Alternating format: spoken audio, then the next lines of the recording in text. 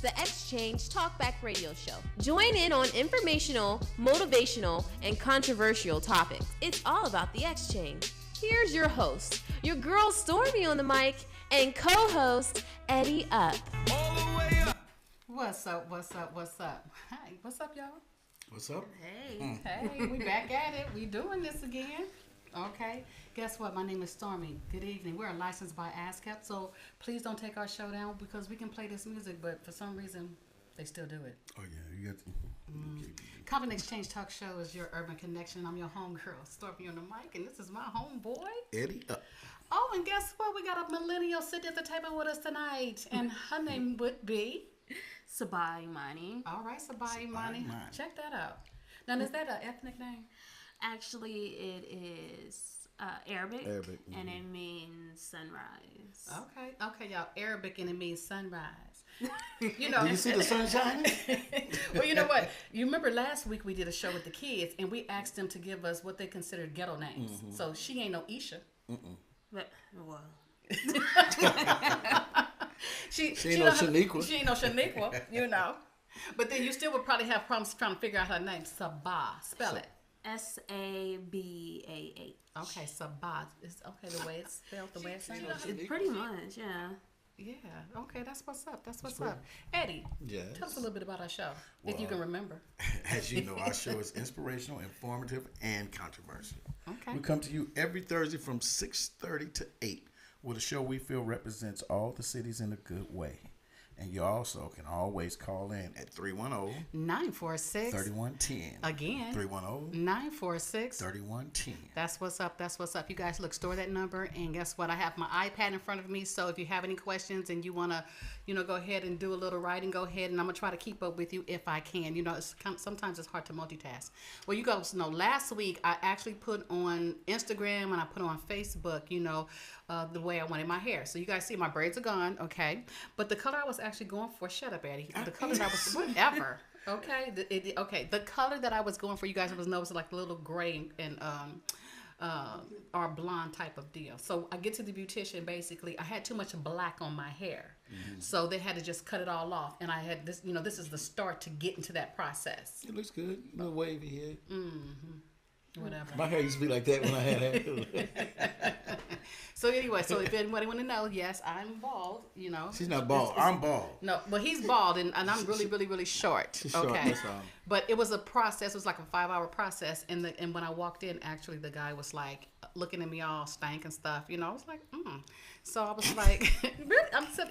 His vibe, his energy was just all over the place, and I'm like, you good? He was just like, well, when did you put that black on your hair? Now, this is my first time going to him, too, right? I was like, well, it's been on here for a while. He was like, well, when's the last time you applied it? I'm like, you good, brother? What's up? And he was like, well, we're not going to be able to achieve that color. It's processes to this, I'm like, okay, well, I'm with that. So then we get there, basically, and, oh, wow, where am I? We get there, and he started trying to color it, and, I started looking like a little bit of everything. And so basically what happens is I told him, just go and cut it off. So this is the end result of that. The end result of that. So anyway, we're going to have a good show tonight. You know what I'm saying? We're going to have a real good show. But before we get started on this show, we have a millennial on here. I'm just really excited about that, because they bring something new to the table. Right. Me and Eddie some old heads. You know what I'm saying? But he's a head, Anyway, he's an old head and, I'm just here. But when you bring a millennial to the seat, baby, you never know what you might get. We're going to learn some stuff, I'm sure. Stuff, yeah. Exactly, right? I hope so. I think we will see. And she's cute too. And she's cute pretty. too. Yeah, she's very beautiful. She does her own makeup too. Look at her. Thank you. I appreciate it. Girl, yeah, I'll work on it. Okay, well, she's going to have to help me work on mine. I'm over here looking like my hair is blending into my face. See, that's the thing about blonde hair. If you don't get the right color, you would look like you just blending it all in. So my hair is blended. I had to make sure I had some some red lips, try to make some, because you look like you just gold.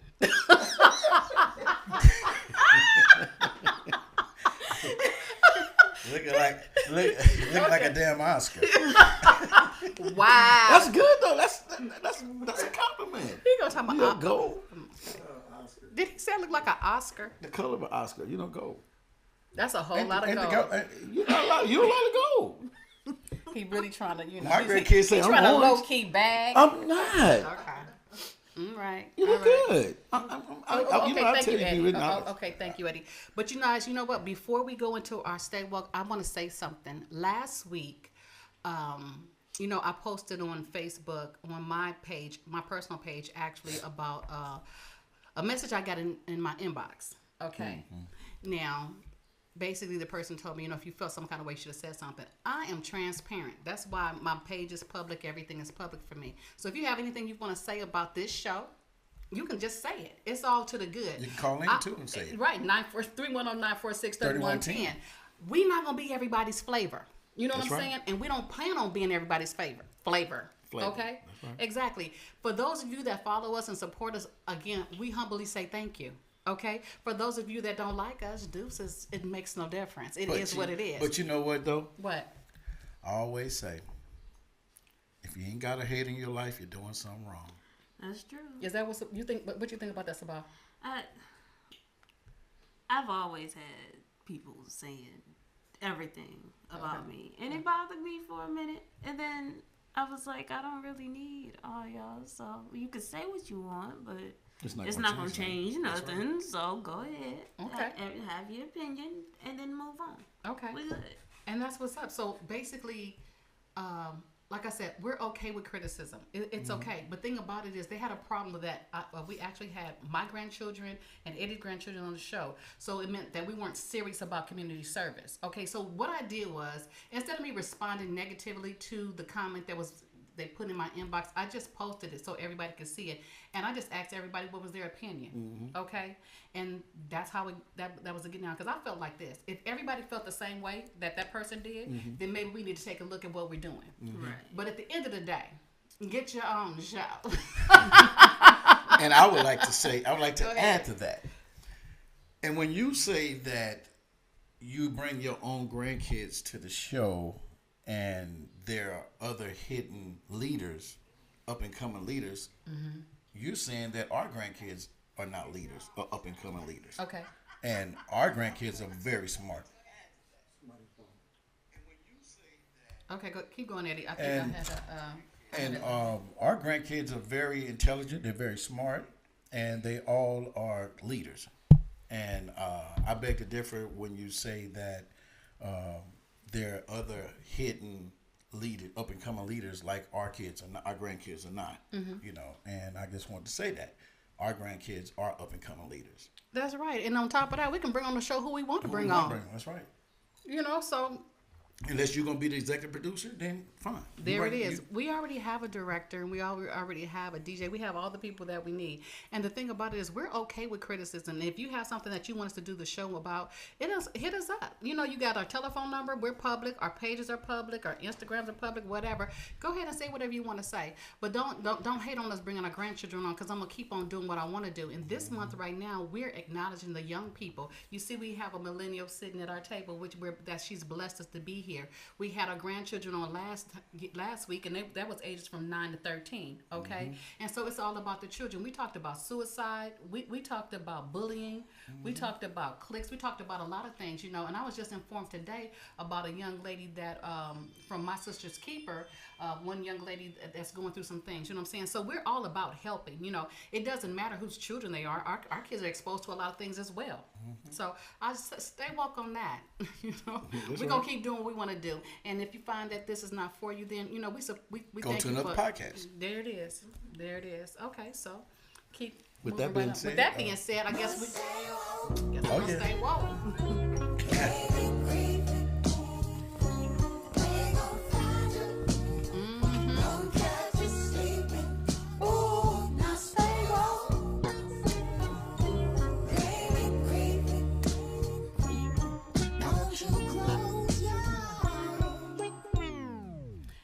All right. Thank you guys. We're looking, and I can see who's on, and I can see you guys are. They said there were some smart little girls. Yes, they were. They are some smart little girls, and thank you guys for the support, and thank you for what you're doing. Now we got to stay woke. Now guess what? You guys know Jesse Smollett is my homie. You know why? I don't really know the homeboy, but he's born on my birthday, so I said I was gonna rock with Jesse no matter what, and I've been rocking with Jesse. And it's funny, we don't know what happened, but we know, I think people in higher places, helped him out, and he got from under that. But Chicago is still trying to hit him up for $130,000 for investigative fees that they spent trying to investigate, the situation. And they still waiting on a check. They're not gonna get that check. They're not gonna get that. I don't feel they should get it if he's not found guilty. If he's not found guilty for what they accused him of, then they should get paid. They should. But what about all the girls that call rape on guys that's not true? What about them paying back? Like, yeah, we still don't know if it's true or not. So why does he have to? Because he has money, they want him to pay back. It's just they not gonna get the check. Move on. Y'all heard it. Sabah said it. They're not getting the check. So move on. Move on, Chicago. You got bigger problems you need to deal with, Chicago. Okay. Y'all heard that. So. Y'all heard it from Sabah. She said, "Move on." They're not gonna get any money out of Jesse Smollett. Well, that's why he planned the whole thing anyway, because he needed more change, right? So they're not taking him off of Empire now, right? No, right? They're not gonna take him off. No, he's a big part of that show. He's a boss. Well, also, he's a big part of it. The producer of the show is very, very good friends with Jesse. Yeah. So he posts, Lee Daniels posts videos about it all the time saying, "That's my homie, I'm gonna stand by him, I love him." And who needs to bring another black man down over something that we still don't know is true? So, and like they say, he didn't hurt nobody. He hurt himself. He hurt himself. So who he was like, move on. Okay, so moving on. So since we moving on. Okay, Jesse, look. Hey, Jesse, we want on the same day I could be your mama. But anyway, since we're talking about young people making moves and having the millennials on the show, and we had a grandchildren on our show, and like you guys were saying, they were very smart. Let's talk about, what is her name? Marsha Martin. Marsha Martin. Do you guys know who Marsha Martin is? Listen, Marcine or something like that. Well, she's on Blackish. Okay. And she is 15 years old. Is she 13? I think she's 14. She's young. Yeah. And she got bank. She got it going on. She is the youngest executive producer in Hollywood. Point blank, period. Like, she got it going on. And I just want her to rub a little bit of that off on me. Like, just a little bit. Can I get a little bit of that magic? Because I can use it. Okay, so we're talking about the youngest daughter that plays on Blackish. Yes. Okay, and so she's going to be on a movie called Little. Yes, Little comes out April 12th. Okay. And she came up with the idea for it. Did she? Yes, she came up. That's amazing. There's videos viral all over Instagram about how she came about the idea. And they definitely bought into it. Yes, and she wanted to pretty much, the movie Big by Tom Hanks. But Tom Hanks redid it. Yeah, she wanted to redo it, but do it with a full black cast. And she did it, and I really think it's going to be I do too. I think it's going to be a great movie. Okay, well, our hats off to, is it Marcia Martin. You guys, the movie comes out April 12th. It's Little. Support our young people. Now, she's an executive producer. She's doing her doggone thing, and we are proud. Yes. We're proud. Okay. Yes. Well, that's a good thing. That's a good thing. Okay. So, you guys know what? You know what went down last week. So, we're going to have to, we're going to pay homage to Nipsey Last Hussle. time that I checked, it was 5 chains on my neck. It was no smut on my rep. Last time that I checked, I was selling zones in the set. Make $250,000, no sweat. Last time that I checked. All right. You know we can only play a little bit, because if we don't, they're going to snatch it down, okay? And this is Nipsey Hussle week. It's all about Nipsey. Yes. Okay, so guess what? I'm not even trying to be funny, and maybe it's because I don't listen to rap. I heard of Nipsey Hussle, but every time I heard of Nipsey Hussle, I always thought of Nipsey Russell. Nipsey Russell. So I know I'm telling my age. When I said Nipsey Russell, I said, who is Nipsey Hussle? But I have heard of him, but I'm really knowing what's going on now. So again, we got a millennial sitting at the table. How you feeling about Nipsey Hussle? Listen, there's a lot of emotions with that, because I'm going to be real. I'm not a huge rap, either. I mean, of course, there's some Nipsey songs that I love, but it's not like I go out and get every album or anything like that. But I still know who he is because he did so much. Like, there's a lot of rappers and singers and artists that go out there and say they're gonna build the community and come back to the community, but in reality they just buy a $5 million house in Calabasas and never come back to their hood. Nipsey actually came to his hood and rebuilt it. He bought everybody that works at his store, started from the bottom. The reason why he was at the store the day he got shot, his friend got out of jail after 20 years, and he just left the house, didn't tell security or nothing, went to the store to get him, get him good. How about that? And ended up getting shot. That's what's up. I've seen his interviews. I've seen his interviews when he was really young. Yeah. And his whole thing was about property. His whole thing was about real estate. It wasn't about some chains. Didn't we just listen to something about last time I checked what happened about 5 chains? Yes. I didn't know.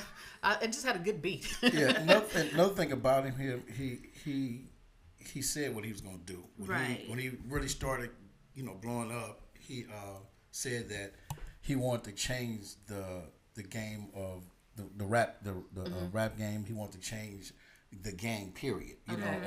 He was a Crip from 60s, and he wanted to, he was just, before he got killed, he was supposed to be having a meeting, I think, with the city. The day after, and he's going to have to, with the community, try to come together to figure out the gang thing, and situate that. But he came back, and people always ask people, you blow up and you don't come back to the hood. And see, that's why a lot of people don't come back to the hood. Right, you know what I'm saying? Right. Because stuff like that. You know what I'm saying? It's just, your haters are some of the closest people to you. Right. You know what I'm saying? Right. And that's somebody that was in the gang he was from. Well, let me say this. Do not let that deter you from coming back to the hood. You know what I'm saying? Just come back with your bodyguards. Mm-hmm. I mean, but that could happen to anybody. Yeah, it could. It could happen to anybody. It's happening to everybody but Trump, but we're going to move on from that. Now. Did she throw Trump up in there? Did she throw Orange Man? Was I not allowed to do that? You can throw whoever. You can throw whatever you want to throw up in there. She threw a Cheeto in there. We gonna hang with you with whatever you throw up in there. She done threw Trump up in there, honey. Look at. We're gonna move on from that because that's a whole other thing. Because I started talking about the little. We'll come back for that one. Yeah, we'll come back for that. Okay. But Nipsey, he's one of those people who actually really cares. Like I said, there's like people like YG and the gang, they talk about how they was Bloods and they was this and they was that, but they wasn't. YG went to Mayfair and Bellflower. He didn't grow up in the hood. Listen, you guys, our number is 310-946-3110. If you have something that you want to add to the conversation about Nipsey Russell, hustle. Look at you. Hustle. Look at you. See, okay. They don't even know who the hell Nipsey Russell is. Nipsey Russell is. That little old man. Okay, again, our number is 310-946-3110. Again, that number is 310-946-3110. If you want to join in the conversation about Nipsey Hussle, if you want to, you have anything that you want to add to the conversation, we're more than welcome to open up the phones and let you guys say what you have to say. It's basically, seriously, they have really gone out and they're talking about naming a street after him. They've painted murals about him, and so I've got really informed since of all this attention is being paid to him. I don't even think Aretha Franklin got that much attention. Well, you know what? It's crazy because you don't too often find a rapper from the hood that seriously go back to the hood and put into the hood and serious about it. Like, that's a good thing. That's a good thing. He's really conscious. He's really a conscious dude. Just really like him, smart. Just like him doing the documentary of Dr. Sebi. Is it Sebi?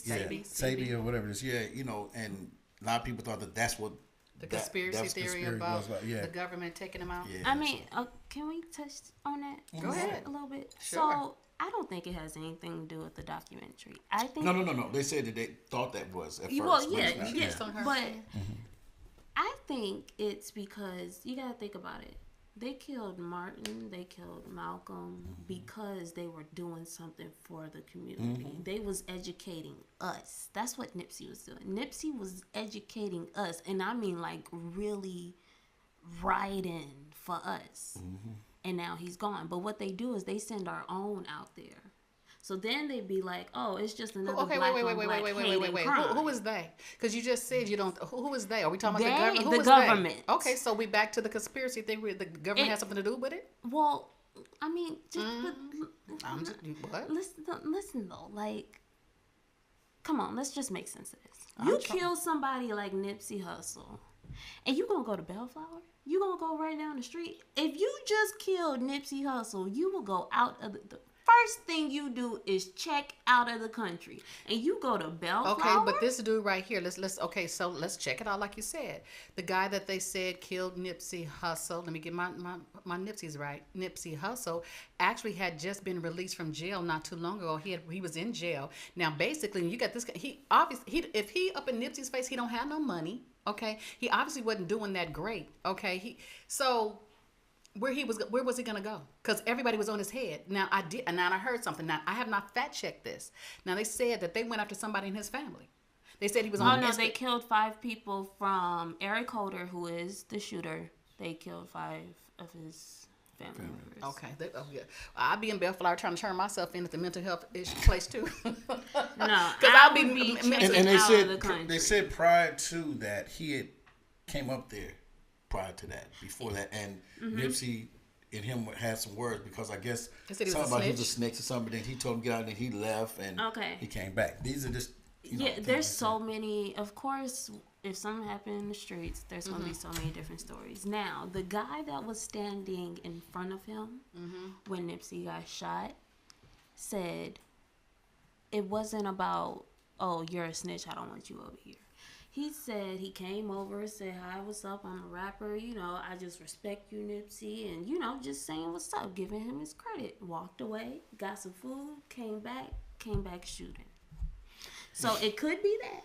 Or it could be Nipsey saying, "Listen, bro, I don't need your energy around Well, two here." people actually lived in this situation. Basically, they know the story. So we're not going to really ever know the real. You know what I'm saying? We're speculating, okay? It's just about a conversation.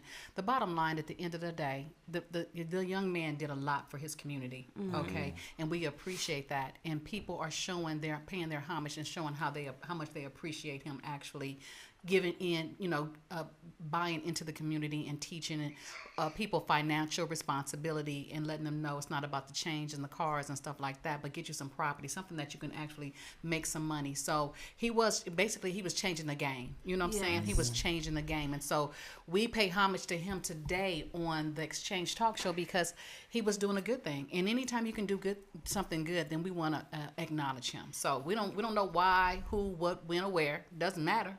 But at the end of the day, what we're doing is we're praying for his family, his children, because I'm sure he's going to be, oh my God, missed so bad, So thank you for. I'm sorry, but can we also respect our men while they're still here? Of course, sure, we should. Like, we shouldn't be painting morals and trying to change streets. Like, out of all streets, Crenshaw and Slauson is Crenshaw and Slauson. Nipsey wouldn't want his name changed. Anyways. So you don't think Nipsey would have wanted them to change Crenshaw to be Nipsey Hussle Avenue? Boulevard. Is it Boulevard? Is it Boulevard? Boulevard and Hustle Avenue and no, because those are landmarks. You say Crenshaw and Slauson, no matter where you're from or where you go, you say Crenshaw and Slauson, people gonna know what you're talking about. Girl, they gonna know what you're talking about if you say Nipsey Hussle now. I mean, this man is worldwide. Name a store after him. Name the little shopping center. Name that after him. But don't change the landmarks that people grew up on. Like, don't do that. Okay. I don't think he. That's a good. I got shot at on Crenshaw and Slauson. Right. Be proud of somebody being killed. But can we love our black men that are actually doing something while they're here? Everybody, once somebody dies, is like, oh, he was there for me. I know him. He was good. That's cool. But where was all that support when he was still here? Like, can we do that for our black men? Maybe that will help them stay around a little bit longer. You know what? Like she's saying, love on our men now. Our black men need a lot of love. They need a lot of attention. You know, there's always negativity and negative talk about our black men. But you know what? Guess what? Everybody want our men. So it's something special about them. I'm being real honest. It's something special about them. Everybody wants our men. They've been wanting them since the time of slavery. Everybody wants to be us, period. You know, so how y'all feel about that? I'm just saying. You're not just playing. She's just saying. You're not just playing. She's just saying. Oh, you said you're just saying? Yeah, You're just saying. Okay. Just So we love you, black men. Yes. And we love you, black women. Okay. Yes. That's a good thing. Okay, so Nipsey Hussle. I really, if they change Crenshaw to Nipsey Hussle Boulevard or Hustle Boulevard or Nipsey Boulevard, it doesn't bother me. I'm okay with it, whatever. However, we can get our landmarks out there to represent our black people. I think I'm okay with that. I'm okay with that. I wasn't raised in LA. I don't know nothing about Crenshaw or whatever. She says it's a landmark, and that's okay. It'll be a landmark named Nipsey. It'll be a landmark named Hustle. Hustle Boulevard. Right? They have over 400,000, I think, signatures. So if they can do it, I'm gonna say, do what you do. You know. No. You know. I mean, but that's you. You're right. Yeah, I beg to differ. I'm with it. I'm with it. You can name it jump. Stormy Boulevard if you want to, but they quick to jump and change stuff after somebody. But you know what? I I mean, that's I what understand happens. what you're That's saying what there, happens. too, That's you what know. happens. A lot of times we don't ride with them while they're alive, and a lot of Too times, late. you know, we don't stay woke. Now we woke. You're woke when something happens. Okay, Yeah. so then you know, if that's the way we can pay homage, then you know, like I said, I'm with the streets. Do it. All right, Nipsey. Look, Nipsey Boulevard. I'm over here on Nipsey Boulevard. What you think? You think they're gonna keep the marathon store keep going? Of course. I mean, if they don't, that's ridiculous. Well, I think that based on the interviews and the things I've seen about Nipsey, I think he's a smart young man. I think he's probably had all his things put in place. Yeah, he's about to buy some 'Cause he property that he grew up, some store he used to work at. He's about to buy that. Now, didn't he do an interview and say that if they kill me to keep... What did he say? Ride for me. So what does that mean? That if means they kill me, ride for me. Was they riding for him when they were out there? That's the kind of riding he's talking about? What do you mean ride for me? It means like keep supporting me, keep my name going. So that's what I'm saying. Name that street. Name that street. I'm riding for you, Nipsey. Name the street. Make it the Nipsey Hustle Boulevard. Name the street. I'm riding for you. I feel you on that. So I don't know about it. I mean, not Crenshaw and Slauson. Okay. Why you so stuck on Crenshaw and Slauson? I mean, because like she's out there when the low ride and stuff back. I mean, now. How old are you? 23. She's 23. Well, they out there for it right now. Girl, you been on Crenshaw and Slauson? Yeah. She be at the Slauson swap meet. Well, they changed the swap meet. Slauson swap meet to Hustle swap meet. Oh my God, that don't even sound right. Look at her. Next thing said Nipsey Hustle Center. All right. Well, okay. No. Nobody wants to call in and talk about Nipsey Hussle. You know, it's a sensitive subject, and that's okay too. So we paid homage to him. Can I get a little bit more beat for that? Oh. Last time she checked. Just last time you checked. What happened? I had 5 chains. What? How many chains did I have? 5 chains around my neck. 5 chains around my neck. What happened last time that I checked? I have 1. Last time that I checked, it was 5 chains on my neck. It was no smut on my rep. Last time that I checked, I was selling zones in the set. Make a $250,000, no sweat. Last time that I checked. All right, last time that I checked, ain't no 5 chains on my neck, but I have 1. But that's what's up. Okay. All right, you guys. Blessings and prayers go up for Nipsey Hussle's family. Yes. Okay. And Lauren London. And Lauren London. Now, is that a wife or is that a girlfriend? Yeah, he gets married. I mean, yeah. I heard they did get married. They got married in Mexico. They got there's married. no wedding pictures or nothing like that. I mean, because I was looking. Because I'm like, doing your but research. she definitely got a big old rock on her hand. But either way, they have a child. They've been together 6 years. Over 5 years. I mean, that's. They did a bomb little photo shoot. They just released the GQ photo shoot, the GQ questions that they were asking each other. How much do they know about each other? And you could just tell from how they come off to each other. That black love, that baby. It ain't nothing that black love. They really loved each other. They were really, really down for each other. And whether they were together 3 months or 5, 10, 20 years, when you find that real love and it just comes away, like it's snatched away from you out of the blue, I pray that she keeps it together for her and her sons and keep Nipsey Hussle alive. That's black love. Black love, and they really, really loved each other. Love our black men. Love our black men. It's nothing like black love. But, I guess, Hispanic love would be like, there's nothing like Hispanic love. There's nothing like Caucasian love, We just love black love because nothing like Cheeto love. I'm talking about Trump. Everybody. Because everybody doing like him kissing her. He gonna kiss her shit.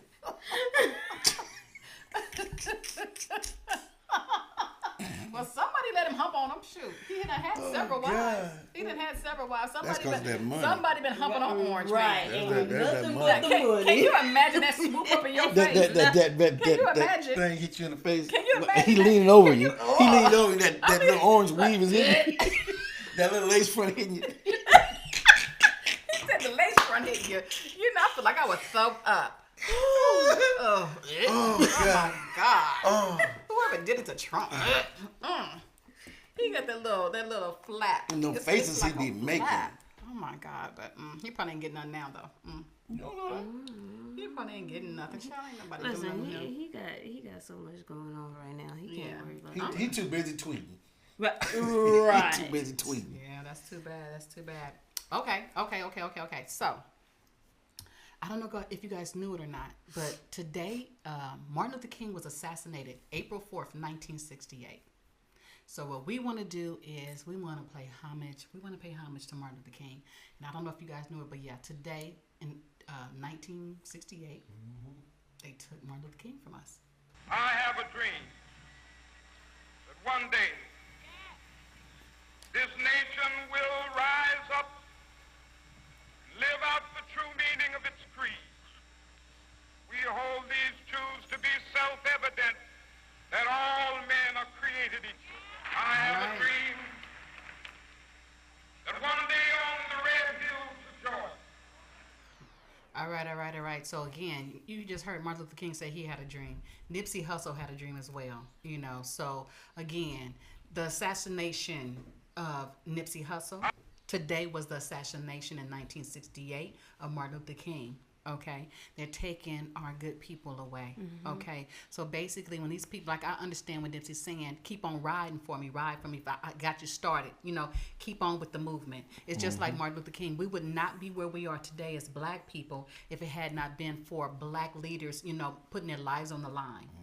It's easy to bury your head and be like, "Y'all go ahead," Right. It's easy to do that, but that's a tough job to get out there in front of everybody and say, "I have a dream," or saying, I want to be created equal. You know what I'm saying? I want Especially equal pay. At that time. Right. You know what I'm saying? And so in his own way, Nipsey Hussle did the same thing. He came back for his community. He came back for his community. So like I said, I'm down with changing the street. A brother put his money out there. He was very innovative and smart when it came to, like they said, he sold his albums for $100. He did his thing. So he obviously had a good mentor, and we give God and we praise God and thank you for the lives that they lived, okay, and that, we'll let their legacy continue to move on. Yep. Yes, All right. forever. All right. So now, with that being said, the young lady that we have on our show right now is Sabah Amani. That's a beautiful name. Yes. I know your mother was probably thinking, oh, this is going to be some kind of Listen. girl right here. I'm going to name her Sabah Amani. Thought I was Onaje. They thought I was a boy. Okay. And so who's Onaje? my brother. Okay, check out that name. So what does Onaje mean? Loyalty, king, something. Your mother was into that name royalty. thing, huh? She said, because people would be like, well, where did that name come from? And Mom, I asked her, and she said she would go like, hello, can I speak to Swa? Hi, Swa, how are you? Like, that's how she would figure out the names. And I'm like, if it works for you, then I guess it works for me. Right. So, Sabah, what's your nationality? I am Black as they come. And I say black as they come because I get people looking at me and saying, "Oh, you have to be mixed." Why do I have to be mixed? I am black. My dad is from Guyana. He's Caribbean. So, okay, that's why. Yeah. That's why I was get to it, girl. Get to it. All that black as they come, that's good. Yeah. But give us the real good stuff. Like your daddy is what? He's from Guyana, and my mom is from Tallulah, Louisiana. Yeah, she's a little yellow thing. Little yellow thing. Yeah, from Louisiana. She was the black sheep in the family. Okay, and so now she done hooked up on some African stuff. Listen, she was trying to get chocolate kids, and she didn't get chocolate kids. You said Guyana. Well, okay. Guyanese. Guyanese. Okay, excuse me. Okay, our director is schooling me. School me. Guyanese. You know, because I call everybody African. Look, she's Guyanese. Okay, so what is a Guyanese? From Guyana. From Guyana. Okay, so that's still like it's one of those Caribbean countries that's not an island. Okay. But it's still Caribbean. Okay, so you Guyanese and Guyanese and African American Compton in Louisiana. Guyanese Compton in Louisiana. Your mama, that's why your name's Sabah. Child, listen, she would have got with somebody that went from Guyanese. I bet your name would have been like Jackie or Jayla. Shaniqua. It wouldn't have been no Sabah. She would have had Latanya, Letitia, Tamanisha. Listen, if y'all know my mama, she would have not. Trying to be over there talking about her name is Sabah. Yeah, girl, she was on that. She was playing with that Ghana. She was over there with that Ghana Nisa. I heard that, girl. I ain't mad at you. Do what you do. Okay, so do you are you familiar with your other side, being Guyanese? To a point. Okay. To a point.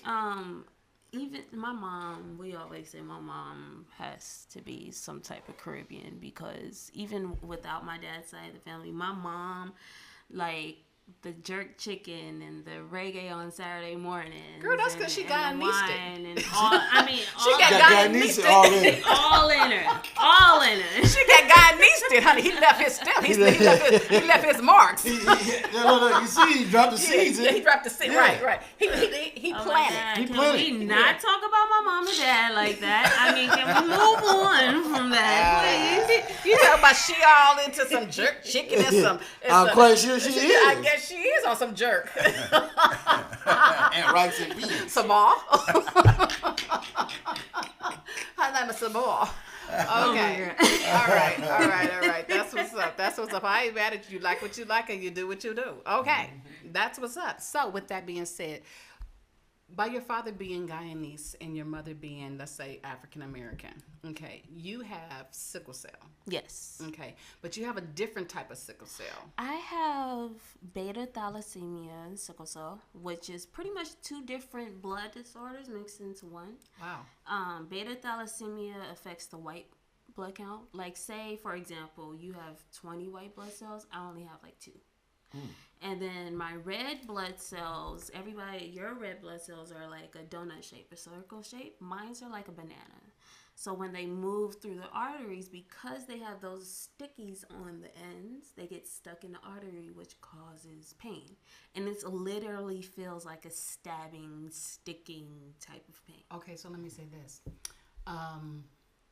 My father is German and black, and my mother is she's black, but I'm not sure what her other culture is. But I have sickle cell trait. Mm-hmm. So that means some of my blood cells are round and some of them are sickle, like you said, like a banana. Mm-hmm. Okay.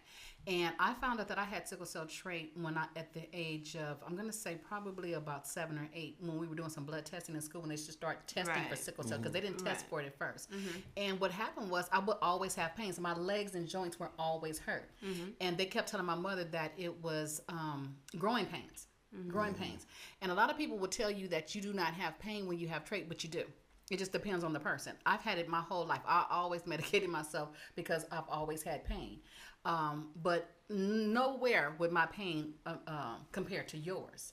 Because now you said, now I have sickle cell.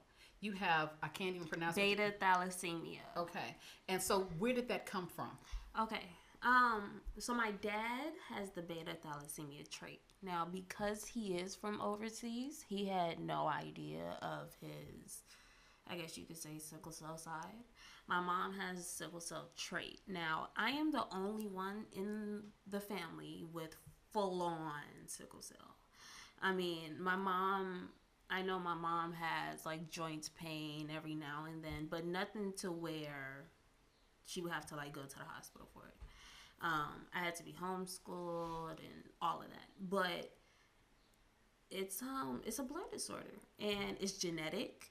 You can't catch it. It like you get a cut and my blood goes into you. It doesn't work like that. Like you literally you can't catch sickle cell. It's not a disease. I don't like the word disease. It's a disorder because I'm not contagious. I just am a little bit different. Okay, so by you having two, okay, so this makes your sickle cell a little bit different than a person that would have just, I don't know if I'm saying this right, basic sickle cell. There's nothing basic about it, but you know there's what I mean? different levels. Okay, different of levels. sickle cell. Okay. There's at the bottom. You start off with sickle cell trait, which you just carry the sickle cells, but you don't go through the full on sickle cell pains and everything like that. And then there's SC, which is sickle cell, and then there's SS, which is like serious sickle cell. I couldn't tell you the exact terms, but I'm at the top because I have two different ones going on. Wow. So yes, there is different levels, and everybody is different. There's people with full-on sickle cell that's probably been to the hospital, right, like once or twice their whole life. Like it all depends on the person. How old were you when they found out that you actually had this disorder? 3 weeks. 3 weeks old. They tested for it. My parents tested for it immediately. My dad had no idea at this time. No idea. Why did they test for it immediately? I guess I don't know if at that time they just test for that, but my mom requested the test because she knew she carried the trait. I mean, just to cover all her bases. I'm not really sure what made them test for it, but I feel like that should be an automatic test regardless. I mean, whether you're black, white, it doesn't matter. You know what? What happened with me is before I decided to have children, I would make sure whoever I was dating that they didn't have, or who I was in a serious relationship with, that they didn't have the trait, because I knew that there's like a 50% chance that I could have a child with the actual disorder. And I like that you said don't call it disease, because that was definitely what was getting ready to come out my mouth, because you said, because they call it sickle cell disease, and so like you said, it's a sickle cell disorder, and so that makes a lot of sense. Yes. So basically, a lot of times when you get with a person, if you're not sure, if you don't know what's in your body, if you don't know your blood, I just happen to have known mine, right? So your brother, does your brother have the trait? He has beta thalassemia trait, but he is the healthiest. I mean, now beta thalassemia's trait, what does that actually do? It's the white blood cells. So you have a low white blood cell count, so you may get a cold very easily, or not be able to get over your cold fast enough. And the white blood cells, they're smaller. Okay. It's a low count. It's very low. So, and what your white blood cells do pretty much is fight off bacteria. Right. That's your, I guess you want to call it your warrior that fights off everything in your body is your white blood cells. So when they're low and they're small in size, they can't fight off everything as easily. So, but he's never had to be treated? No. Okay, that's a blessing. Yes. Okay. Yes. Like I said, I'm the only one in the family that we know of that has full-on sickle cell, or at least know that they have full-on sickle cell, because there are kids in Africa going through crazy pain like I do and have no idea what's wrong with them. Okay. And they have sickle cell. Okay, so your mom found out when you were age 3. No, 3 weeks Oh, old. I'm sorry. Excuse me. Thank you for the correction. 3 weeks old. Yes. When did you have your first crisis? And tell us what a crisis is. Okay. I had my first crisis, I think I was 6 months old. Wow. 6 months. Yes. 6 months old. Do you actually remember that? No, I don't remember. I don't remember it, but I do remember my mom telling me about it. I think we were in New York and we were at the grocery store, and I think she said my body just went still. Like, I was like frozen, and she pinched me and I didn't cry. But she knew at 3 weeks that you had it. Yes. So she was prepared for what was to come? I could get, have yes. come. Okay. Yes. I guess you could say that.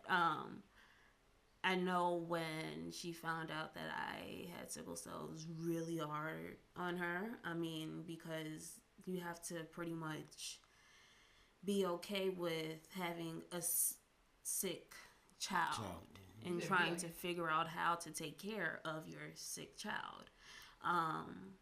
So it was really hard on her, but then she raised me with vegetables and water and no red meat and less sugar, low sodium, and I believe that is the reason why I'm able to make it to 23, because I had the right steps to get here. She made sure I was healthy. She made sure my blood was clean.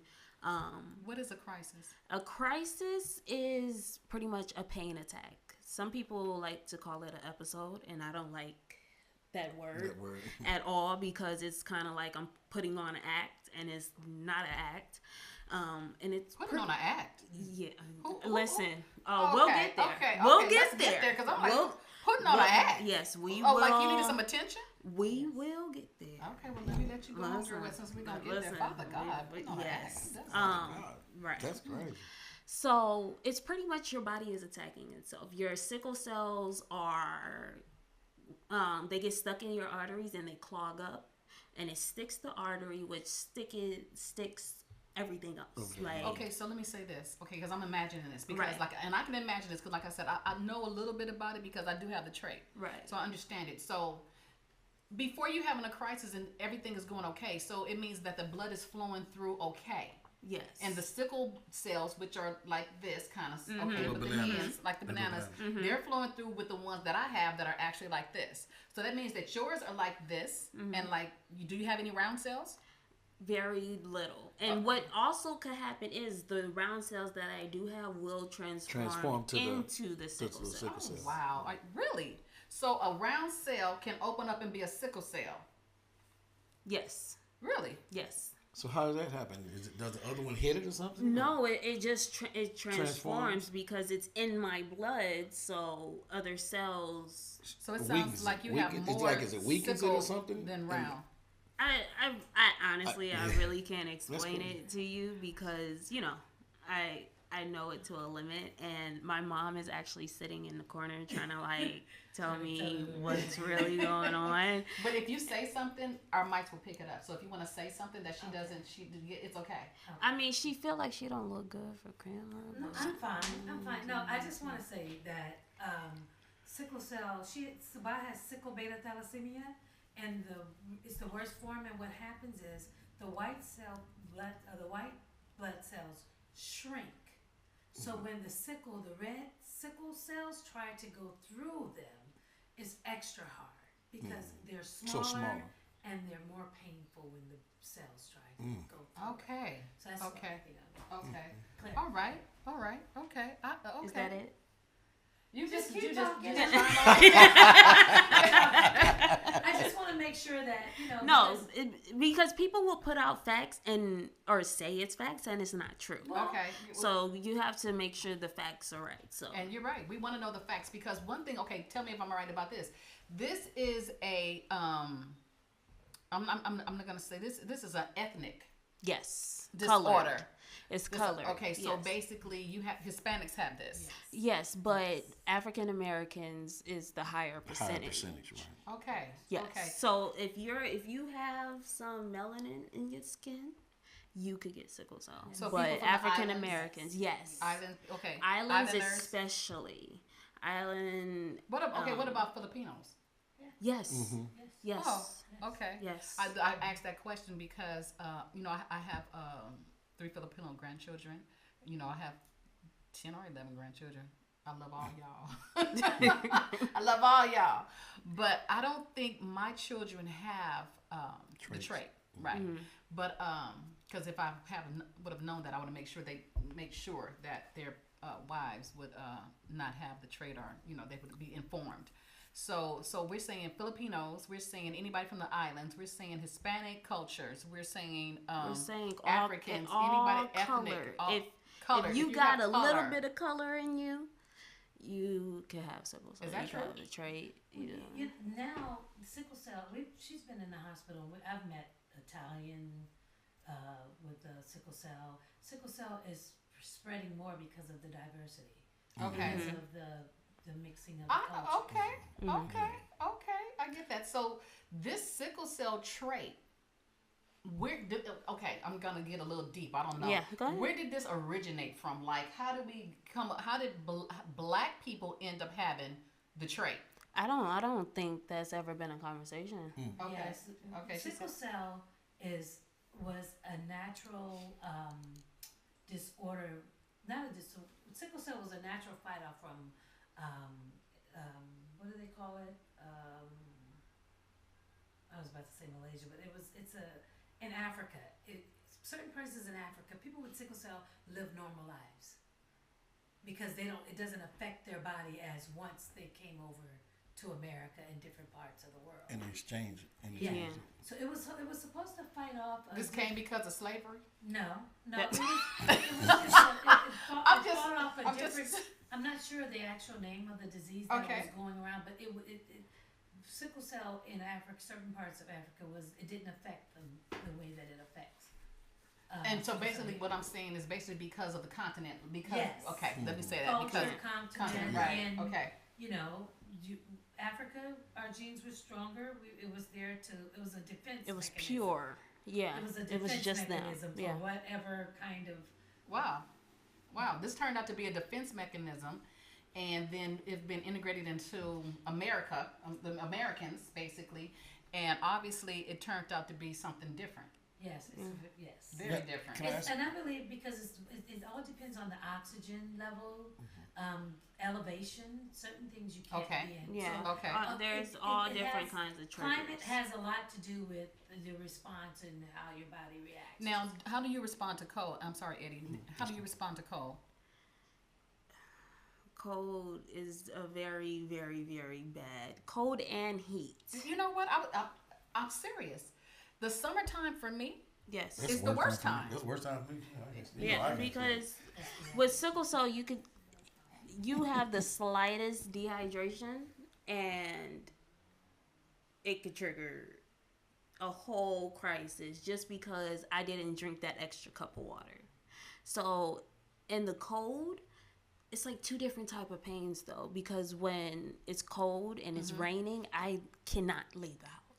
Okay. I cannot leave the house. I have to keep heating pads on me. I have to stay in my little room and heater and everything, because the slightest cold would trigger something incredible. Like, this is a lot for a young lady of the age of 23 to deal with. Sabah, tell me, Eddie, did you have a question? I just want to know what kind of cure is it? Is it curable? that's actually what we're doing now. We're gonna talk about that a little bit. That's talk about that a little later. that's gonna be a little bit later, but that's what we're working on. That's what I am a part of. So that means you don't have a trait, because you don't have the trait.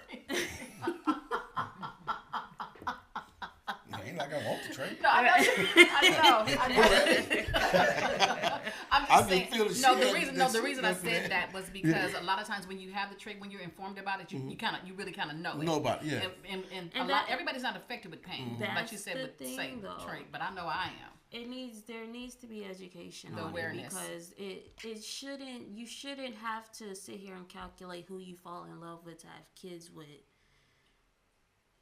to not have sickle cell. You shouldn't have to do that. You should be able to be like, okay, if my child has sickle cell, I know what to do to make sure that they grow up and have a normal life. Right? You know what? It needs to be educated. You're right. To know you're right on that. I get what you're saying, because at the end of the day, if that was the case, then young lady, you wouldn't be here if your mother thought that way. And I get what you're saying. Okay, so that's a beautiful thing to say. But like I said, myself, that was just for me. Oh no. That was just for me, because I knew when I was growing up, the average person, the lifespan was very short. Very short. It's very different now. Right. It's very different. So for me, that's why I had to make a conscious decision when I plan on having children, what the possibility of me having a children with the disorder would be. Yeah, but that's why that conversation starts, because time has changed. Like when I was younger and they talked about doing the bone marrow transplant, my mom was like, listen, y'all just now figuring that out. We're not gonna do that and y'all don't know what y'all doing yet. The experimenting. Exactly. And what I did is technically an experiment. It's a trial run, but okay, I want to ask you this before you talk about your trial run that you went through, because I want you to kind of end with that. Okay? But what I want to talk about is being, again, we got our young, gifted, and black, because you're young, gifted, and black, very talented, very beautiful young lady. But your life at 23. Okay, so before that, you had to grow up. Yes. Okay, so how was it growing up with this disorder? Okay, so were you able to live a normal life? Because, like, say for instance, is it mandatory that you have a crisis all the time, or did you have them every once in a while, or was it every 6 months, or was it every, how often do you have a crisis, or how often did you have a crisis? It really depends on the year. I grew up. You grow up when you are born with something. You think you're normal until you go to school. Okay. And you realize everybody is treating you different because you're the one that's not normal. Okay. So I got bullied every single day at school. Are you serious? Because I was getting the special treatment. I was the special child. I was getting more attention. My mom and my dad would come up to the school and be, and not every kid gets to experience getting that special attention. So yes, I got jumped at school every single day. Did you say jump? All of it. Girl, you should have called Auntie Pookie. Listen. Wait a minute. Hold on. Listen, because my mom, I don't know if I should be. Listen, don't tell nobody. Oh, this don't say your mama's name. Look. My mom, look. My mom, it got so bad that my mom went up to the school and said, "Listen, bring the kids, bring their parents, bring everybody, because it ain't no." And God, growing up, when I was very, very fragile, it looked like you touch me, I would break into a million pieces. So I didn't have the energy to fight back. Now, can you imagine? We just did again a show about bullying, and now we have a young lady sitting right here that's been sick, and to have to go to school and be bullied for a disorder, because I'm trying to get my words together. I'm being real careful what I say. That's sad. And that she said that, and the thing she said is exactly like my granddaughter that was on here the other day. Last week. Her father said that he was proud that she came out here to say that, because she's a off to herself kid. Mm-hmm. She don't talk. Mm-hmm. She draws. She studies for her plays and all that. And I think a lot of the kids are jealous of her because she gets that special treatment, because she's a star at the school and she's very fragile, and she gets bullied every day. Mm-hmm. You know what I'm saying? And her mother, my daughter, did the same thing your mother did. She took off work, went up there, and she said, she pointed where the kids at, and because the schools really don't do nothing. They say, we're gonna put the kids and talk to. No, you don't do that. No. Bring their mama here, and we all just scrap it out real quick, and right. we can apologize later. They don't want granddaddy to come up there. Bring your mama up here. I've had my grandmother up there. I've had cousins come up to the school. I mean, come right up after school, come up to the school and walk the hallways and be like, where they at? Yeah, they did my granddaughter. They throw stuff at her while she walking there. Man, step crazy. on her foot. But here's the thing, though. People think that doesn't happen. Mm-hmm. People look at me and be like, oh, there's nothing wrong with you. But yet you still get bullied. This is what sickle cell looks like. Yes. Mm-hmm. And people think, okay, unless you look like you have a disorder, that's when you get bullied. No. you don't have to look like anything.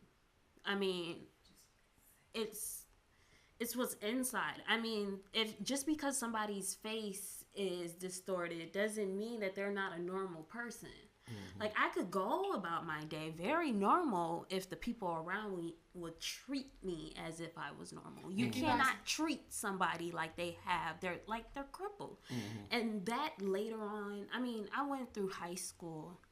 I mean, imagine elementary school, middle school, bullied all the time, every day. No, I can't imagine that. I can't imagine that. If you guys have a question, our number is 310-946-3110. Again, that number, if you have a question for Sabah, the number is 310-946-3110. I cannot imagine being bullied every day. But then that happens, and then I go to high school, and I completely shut that side off. I did not tell anybody I have sickle cell. If I was in the hospital, I was in the hospital because I got a cold. Like, I did not tell anybody. Because did you think high school was going to be different? No, I just... Did you think they would bully you in high school? Yeah. Yeah. I didn't want it to continue. I completely shut down that side. I wanted to be the normal girl. Like... Did you feel like the normal girl? No, I didn't feel like the normal girl until I woke up one day and was like, listen, I can't get rid of this. This is something that's a part of me, and if you can't be a part of that, why am I trying to change myself that I can't change to be cool with you? Like, so, but in high school I had to be homeschooled. I was in the hospital every month. Okay. Every single month I was in a hospital. So imagine going to the hospital every month and then trying to get back in school, and then once you start getting back in the groove, then you back in the hospital. Like, you just never able to catch up. So I had to be homeschooled. Did you have friends? I am not going to cry. Okay. Don't cry, girl. Don't cry, because I've been had to cry. Father God, look. I don't need to be crying. I have to tell myself, like, I'm not crying. Look, don't start crying. You're having all this mess run off my face. Listen, we're not going to cry, and we're not going to start crying in the corner either. But no, I had a group of friends when I entered the end of middle school, and very cool. We was all cool. Very good friends, and then you get homeschooled, so you get pulled away from your social life. And you try to keep up, but you really can't, because you don't know what it's like to be able to be social and not have to worry, okay, I have to wear certain layers because it's 60 degrees outside. I have to make sure I have my pills with me because if something happens. And then you graduate, everybody go off to college, and you have to sit here because you're not able to go off to college. You're not able to be on your own, be by yourself, because you can't take care of yourself. You're so dependent on other people to take care of you. And when people go off to college, of course, they're away, time goes by, and, things fade. But I went to Howard. All my friends went to Howard. And I went out there for homecoming. And at that time, my health was like, okay. So you did have some friends? I did have some friends. I had a group of friends for about like a few years. But it's like all my friendships never really last long because they can't understand. They weren't real friends? They weren't real friends. They can't understand that I get sick. And it's not that I don't want to hang out. It's I can't. I literally cannot get out of the bed, and they don't understand that, and that's the lack of education. No, that's a lack of friendship, because they would have been right there with you. A real friend would ride it out. Too. But a real friend would ride it out. Ride or die. You got to have a ride or die. What'd you say? Nothing. Got a shout out. You got to ride or die friends. But you know what? One thing I do know about you is you have a ride or die family. Oh yeah. You got a ride or die family. Your family you have a ride or die family. My mom, me and my mom, we're so much like the older I get, I realize we're so much alike, and we bump heads like crazy. But at the end, like, if I'm in pain, I don't want you to touch me. I want my mom. Like, I'm 23 years old and I will go hop in my mom's bed and we'll be in the hospital and my mom will get in the hospital bed with me. And now because I'm older and I'm bigger, they would think like, well, are they like a couple? Like, what's really going on? But because she works and she'll go away for work, but then she'll make sure she's working 16 hours a day, but on that weekend, she's going to fly just for those 2 days, just so she could lay in that hospital bed with me. Mm-hmm. I mean, we'll go at it like crazy. Like, our moods and everything will go at it. But at the end, yes, I do have a ride or die family. Yeah, your mother's a ride or die. Yes. That's what's up. That's what's up. Thing. Yes. That's what's up. So, have you been able to date? Listen. Okay, listen. We going from birth to 23. I don't have no problems with it, but I'm just saying, being 23 and being in this generation and dating, even if you are normal, it's hard. Yeah. Okay. Point blank, period. Okay. It's hard. It's hard to find somebody that don't just want to get in the bed with you and touch up on you and fill up on you as if it's just okay. It's not okay. And then on top of having a disorder and having to be like, okay, you have to handle me a certain way. I'm like, I ain't got time to be trying to figure out how to handle you. You know what? But that's the truth though. Like that's. But you know what? God's gonna bless you with somebody that's gonna figure out. And I'm waiting. I'm waiting. I'm sitting here. I'm ready. It's gonna be I'm ready. She's ready. She's ready. She said, "I'm ready." She said, "I'm ready." It took me a long time because I always wanted that comfort from somebody. I always wanted that, like, somebody and to that's be there. Okay. And it took me 20 years to figure out, if you can't understand how to be by yourself, how on earth are you gonna be with somebody else? But you know what, sweetie? Look, let me say this. You've been doing this for a long time. A long time. You've been doing this thing for a long time. You're very mature. Yeah. And so I think you've learned to be by yourself and how to, I think you've learned a lot. So you'll know when that person comes because he's going to be real. You know, you won't have to guess at it. You know what I'm saying? You won't have to guess. God's going to send you that right person that's okay, that's going to ride with you through the pains, through all baby, that I got go through. you. Exactly. Don't worry about it. So I know you're ready, but guess what? God's putting it together. I gotta wait. I mean, he taking forever, but He may not come. wait. Hey, he may not come when you want him to, but he'll he's be always right on time. When you look up, you're going, dang, you be looking up 2 years ago. But you're still so young, baby. You're still so young. You're 23 years old. You're still so young. So I am, and you know, you always say there's a minute. My words always get caught up. There's a young person on the show, and I don't really connect with people my age. I connect with old people like us. With the old head. Well, I can tell you right now, you don't want no old head, baby. Let me tell you, you don't want no old head. I wanted one.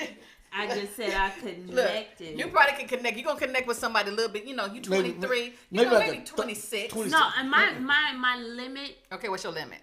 Okay, let's talk about your limit. My limit, I say 30, like 30. Yeah, because my mom be like, "Listen, you have to go 30. At least 10 years older because girl, I'm gonna tell you about that 10 years. I am mentally older, but then at the same time, it doesn't matter what age they are all gonna act the same. No, that's not true. That's not true. That's not true. I got issues. I'm telling you, you might have. Let me tell you something. I got a son.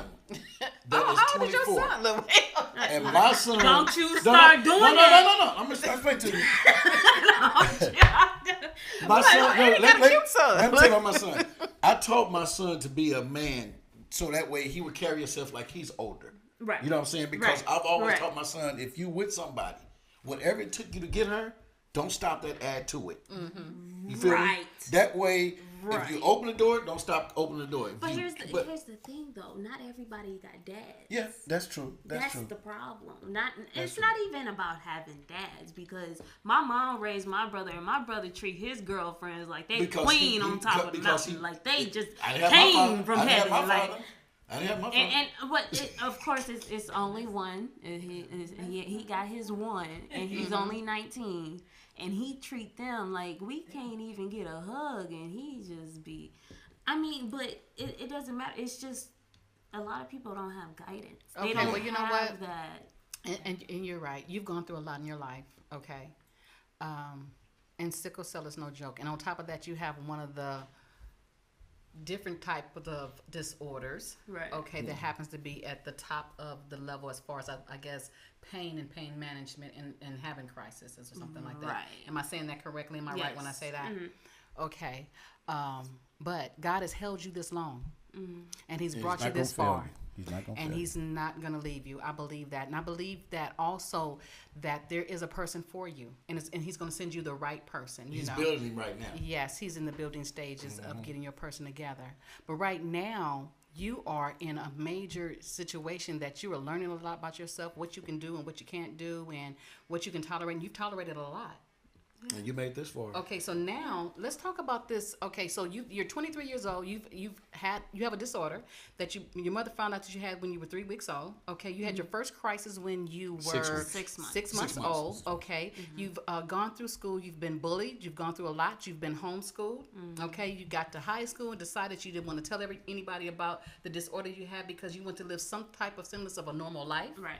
Okay, you're a very beautiful girl, so you're not gonna have a problem getting anybody. That's for sure.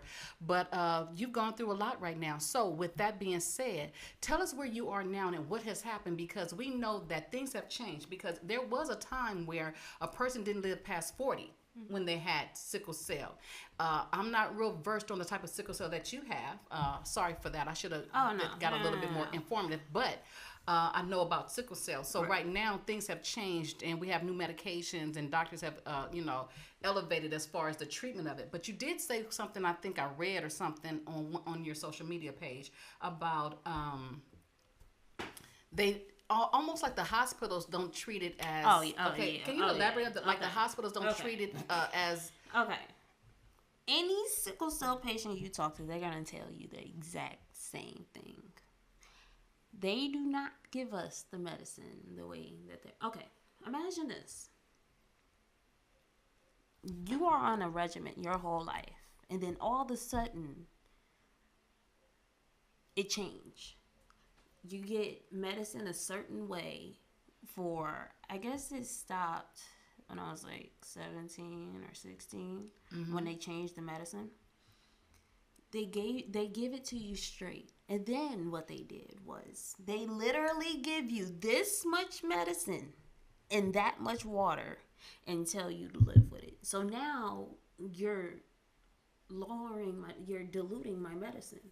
And now you're trying to figure out why I'm asking for more. And now I'm a drug addict. I've had doctors and nurses call me a drug addict because they wasn't giving me the medicine that they was giving me to begin with. So basically they started off with a certain amount of medication and now they've diluted it. So, okay, so is there a possibility, let me just say this, is there a possibility by being a sickle cell person that deals with crisis that some people can turn into being drug addicts or being constantly wanting the medication? Okay, I mean, so can we look at this as a point of them looking at people that if I'm trying to not have you so dependent upon the medication? Well, first off, don't prescribe it to me then.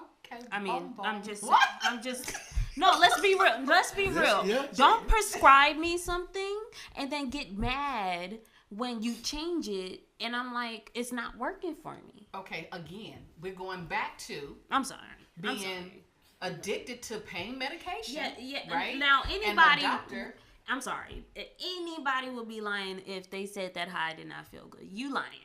Let's just be real. It's real. I mean, you get medicine and that's it. But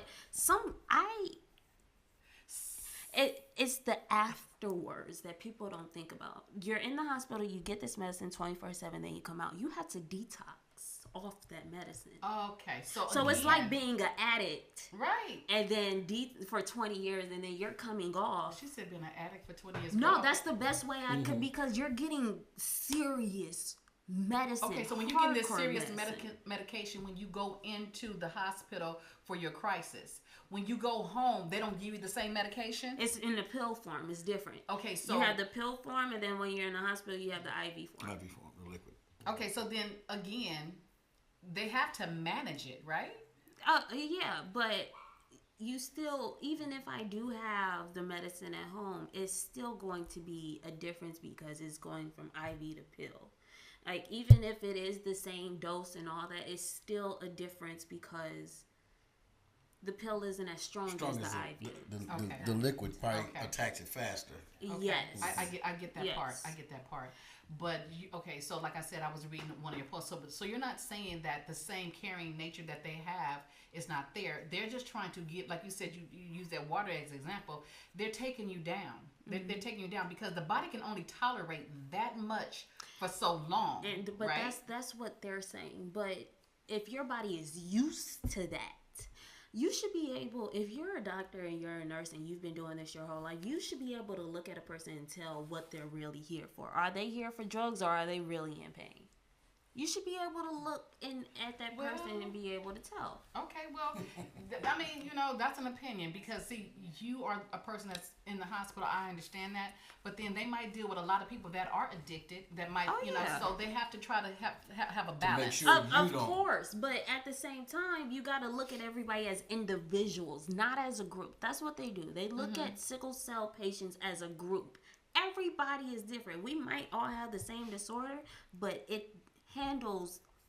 different with everybody. Okay, so let me say this. Do you think you're addicted? No.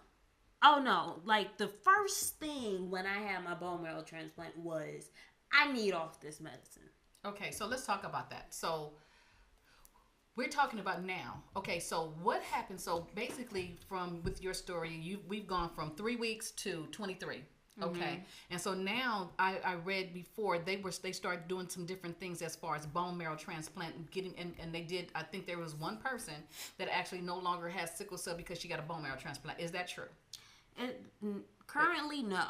Okay, so it's something. Okay, it's a work in progress. So because I did read this about a young lady that got a bone marrow transplant and she no longer carries.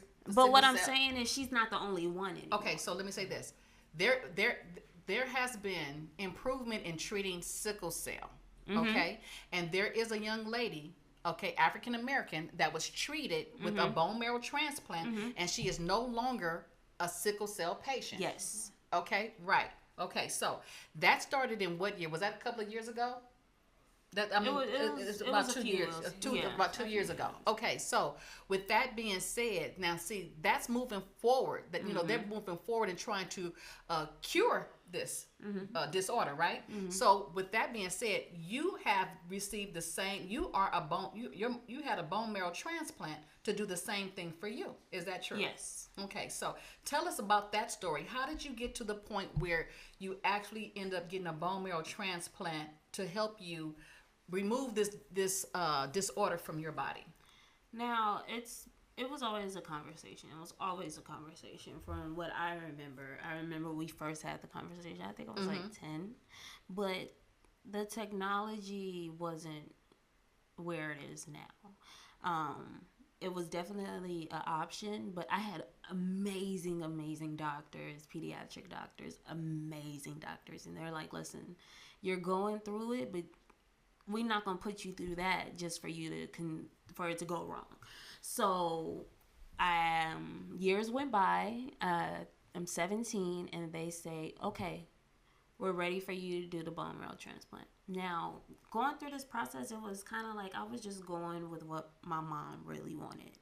I didn't really want to do it. I didn't really feel in my heart like I should get this bone marrow transplant. So a bone marrow transplant can stop you from having crisis, to stop you from going through what you've been going through, give you a normal life, and you didn't think you wanted it? I wasn't ready. I wasn't ready mentally. Is it a serious? Oh, it's very serious. Okay, so the bone marrow process, like the first time that we talked about having bone marrow, I had cut off my hair. I was ready for chemo.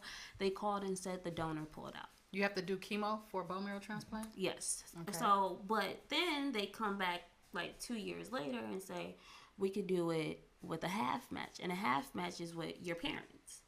A full match, if your siblings are in a match, then you have to go outside the family to find a match for a full match. But what I did is a new study where you could do a half match, which is through a parent. The process, you do have to have chemo. My mom was my donor. You do have to go through serious chemo. Now let me say something about this, about your mom being a donor. Now, by your mother being a sickle cell carrier, yes. Okay, how was she able to qualify as a bone marrow donor for you? Because having the trait is a lot better than having beta thalassemia. Okay, so what does that mean? That if you got a bone marrow transplant, you'll just have the trait, okay, and not the other. Yes, and I will only have the trait because my mom has the trait. Now, if my mom did not have the trait, I would not have the trait. But it is about getting lower.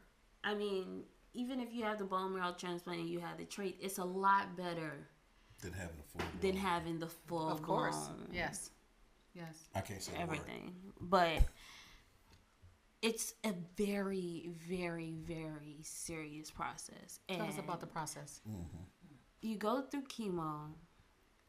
I went into the hospital. I was about 125. You go into the hospital. Now, after the chemo, you get mouth sores. They said you look bored. Take your hand down. I can't touch her. They can't see your face. You they can't see my, I'm trying to look at her. Yeah, take your hand down. Okay. You after the chemo, you get mouth sores. So your mouth, your tongue, everything is literally pilling. My tongue pilled so much it was smooth. There was no taste buds.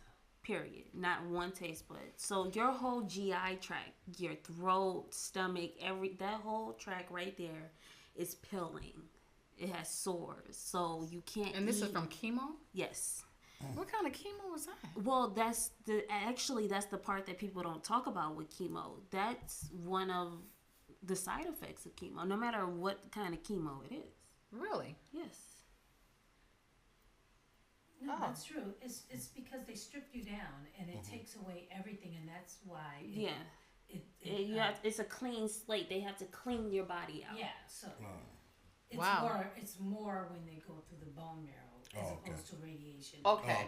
Because they're stripping down, so that's the reason why it's more severe. So a bone marrow is what? Okay, so the chemo is so they strip everything down. I actually did a blood exchange too, where they took all my blood out and replaced it with new blood. What? So they took all my sickle cells out and replaced it with non-sickle cells.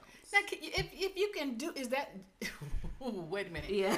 You said the same thing I'm thinking. Okay, so is that through the bone marrow, or you just do that? They can take all your blood out and replenish you with some different blood. Why they just can't do that? Well, because it doesn't. Your body still, your bone marrow reproduces that same blood. Exactly. So that's why you have to do that first, and that's why you do the blood exchange and then you do the chemo, because you're, like I said, you're cleansing out everything. So you do the blood exchange with the new blood, and then you do the chemo to kill the bone marrow blood so that it doesn't come back. It kills everything. Okay. I mean, your reproduction system and everything. Okay.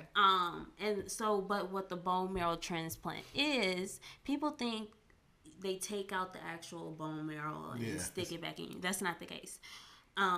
They actually took they take the bone marrow out of like your hip bones in the back, like your tailbone, and like 4 different spots. But it also depends on the weight of the person. Like if I was a bigger person, so if like fat like me, it would be a situation. If you had a butt like mine, it'd be a problem. No, it would just mean that you have to take out more bone marrow. 1.5 liters. 1.5 liters of bone marrow. Okay. Yeah. So somebody said that's worse than dialysis. Yeah. It is a form of dialysis, yes, but it definitely is worse than dialysis. So how do they put? Okay. Go ahead. So they take the bone. They literally take a needle and push it into your bone marrow, and the bone marrow suck it out. Now, it comes out like blood. It's just blood. That's literally what it is. And then they come to me, and it's like a blood transfusion.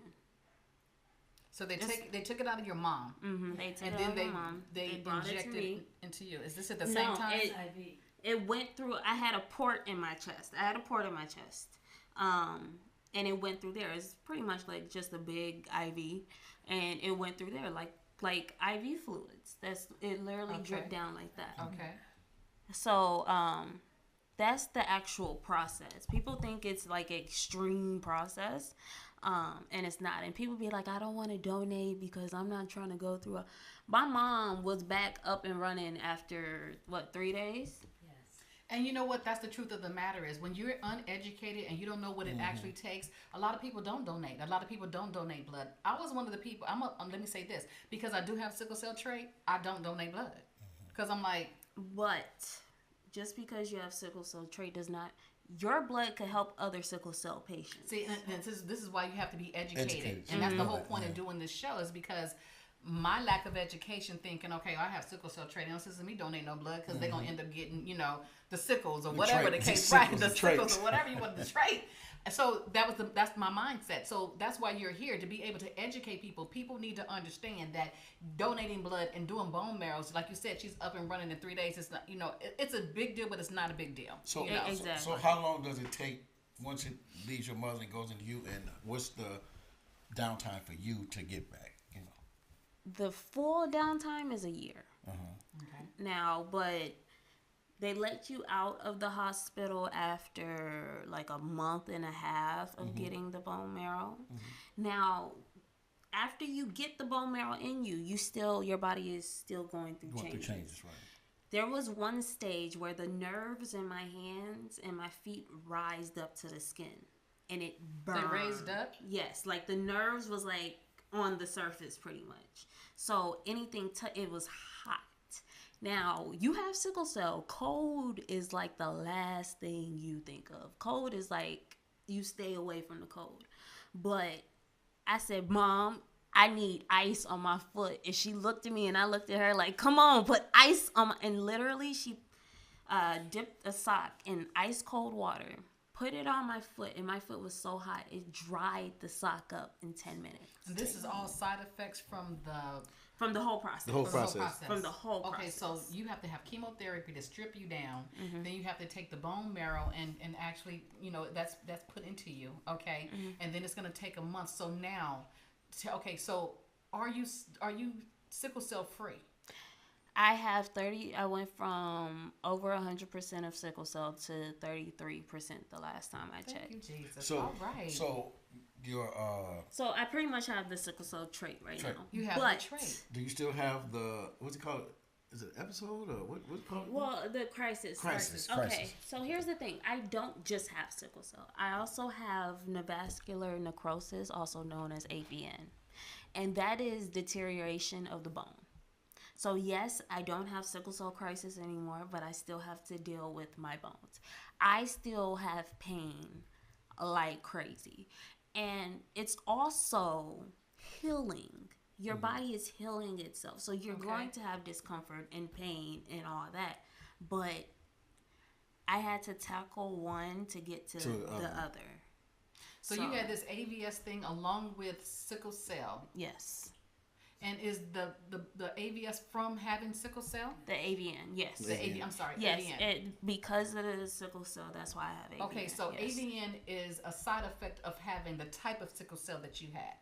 Can I say that? I wouldn't say the type, but sickle cell, yes. Okay. Yes. So now that you have the trait, now you have to deal with the AVN.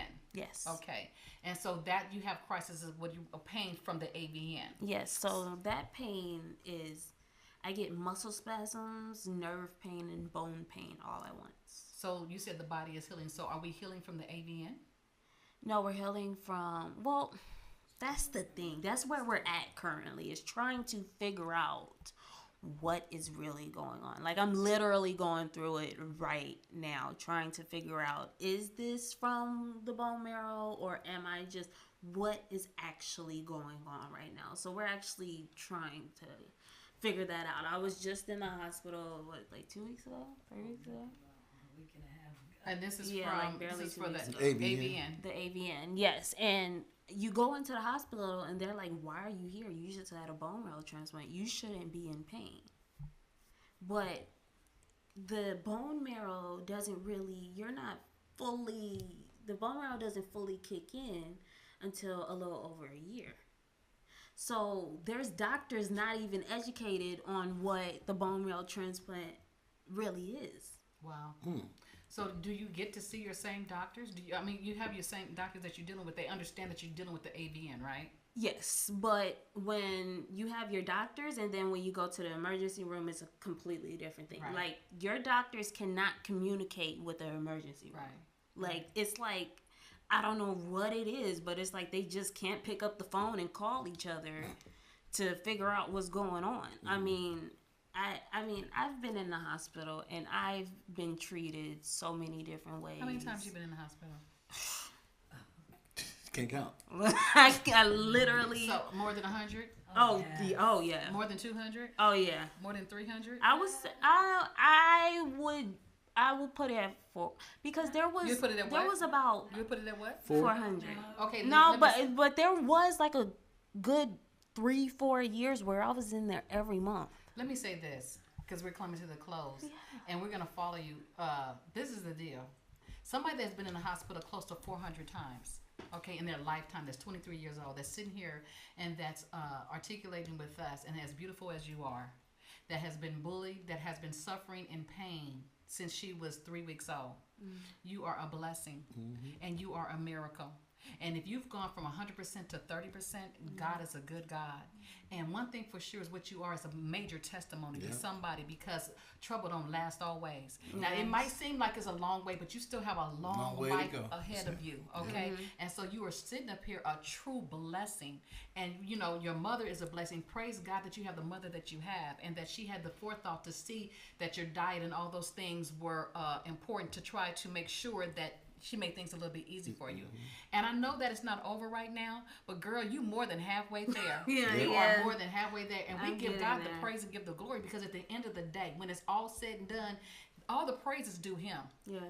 Because you are definitely a testimony. Yes. All the praises due him. So that little boyfriend that you want, he on his way too. You know what I'm saying? You know what all that you thought that you missed out on. You know what it's it is? On its way. He just waiting to get you finished first. Yeah, I gotta Once get he finished working on you, then he's gonna bring that money. Honey, God is an awesome God, and you don't know now, you do. Okay, right. If you're not a believer, you need to be a believer. And we're gonna continue this. We're gonna follow Sabah, and I want you to give out your Instagram, and if you have Facebook, because I want you guys to follow this journey. This is truly a journey. It really is. And everybody can't say they can go through this journey. Everybody can't say they can hang, because this young lady's been through some things. But one thing for sure 1 year anniversary? Yes, my 1 year anniversary is like what? April 11th. So like a week away. The littles, huh? The day before little. Yes. We're going to celebrate you. We celebrate you, Sabah. We celebrate your 1 year anniversary. We celebrate and we thank God for that you're such a blessing. Yeah. You know what I'm saying? And I'm sure that God has something for you to do. You're going to be a spokesperson. You're the face of sickle cell. You have a foundation. What's the name of your foundation? It's Sabah Imani Sickle Cell Foundation. Okay, spell that. Twitter and Instagram is SISC Foundation. You guys follow this young lady because she has a journey ahead of her, but this is the thing. God is getting ready to use her in a mighty way, because everybody wasn't able to go through the way you went through. Everybody didn't have the support that you had. You know what I'm saying? And so for you to be, you're gonna bless a lot of people that's going through. You know what I mean? And somebody out there right now is dealing with sickle cell. Somebody right now does not have that information. And what I want you guys to do is share. This information needs to get out to the masses. Okay? So that we perish for lack of knowledge. That's the bottom line. We perish for lack of knowledge. And this young lady is here educating us on sickle cell. I can't say beta thalassemia, whatever. Sickle beta thalassemia. There you go, girl. Back me up, honey. I can say sickle cell, but she got the rest of it. And the thing about it is, she's a true. You're a testimony. You're a testimony, and you're gonna bless somebody else, and you're gonna give somebody else hope. You're gonna give somebody else hope. Yeah, so, that's the reason why I do all of this, is for education. I mean, I know somebody that's going through the bone marrow transplant right now, and she's going about it such a wrong way, because going through that process is mentally a mess. But you're well able. See, that's why somebody like you can bring somebody else through. You know what I'm saying? Yes. We were just talking, me and my sister were just talking about, she's my sister's keeper, and actually Alpha Christian Center held a bone marrow drive for you. And we were talking about that, and so we have a young lady, when we were talking about suicide, we talk about cutting, and she was talking about that, and I was telling her, I said, girl, you need that 800 number where they can call in and talk to you, and it's going to be the same thing. Everybody needs some support. Everybody needs somebody. See, it's good when you can hear a voice and say, girl, I've been there, I've done that, I feel your pain, I understand. Look, I've been in the hospital 400 times, girl, and God still kept me. So if he can keep me, he's to keep you. God's a healer. You know what I'm saying? Yes. Somebody needs to be spoken into their spirit about that. So, and that's the person that that's what you're going to do. Yes. God got you on the road ready to go ahead and do that. Yes. So with that AVN, did I say it right? Yes. AVN, it's about to be gone. That's The pain is about to be gone, right? So you keep speaking standing. that existence. Yes, we are. Yes. You keep standing. You keep going Keep forward. praying. And you keep trying to encourage others. Okay, we appreciate you being on our show. Yeah, It's been enjoyed truly a it. blessing. Enjoyed You it. guys keep Thank Sabat in your you. prayers. Follow her on Twitter. Follow her on Instagram if you have those things, because we're going to bring this young lady back so you can see the end results, okay? Right. Because Yes. God ain't through with her yet. Nope. At the end of the day, God ain't through with her yet, okay? Like I said, Eddie and I, we're going to be doing, this is an informative month, okay? You know, we like to talk about big butts. We talk about titties. We talk about side chicks. We talk about holes.